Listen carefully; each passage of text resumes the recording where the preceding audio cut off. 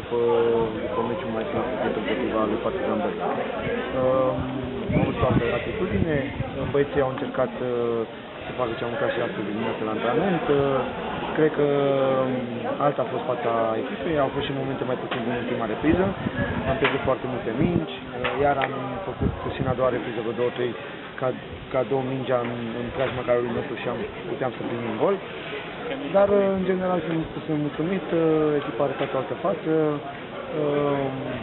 băieții sunt încărcați din toate punctele de vedere, e normal lucrul ăsta, dar am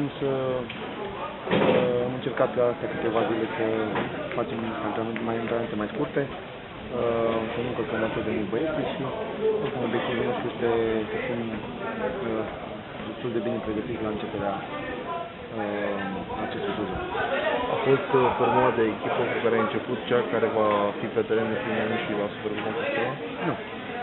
Nu, a fost o formulă cu jucători care n-au jucat meciul cu Partizan și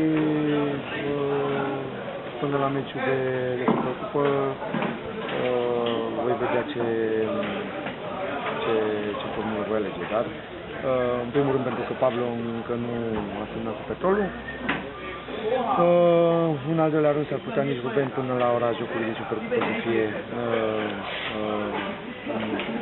puteri pe joc, așa că voi vedea ce soluții voi avea la Cu o săptămână înainte de acest prim meci Supercupa României, este de drumul pregătită pentru debutul de sezon și pentru a câștiga un trofeu?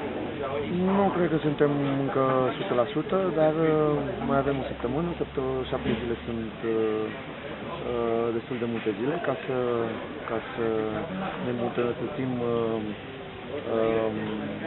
nu știu, să fim mai proaspeți din punct de vedere fizic.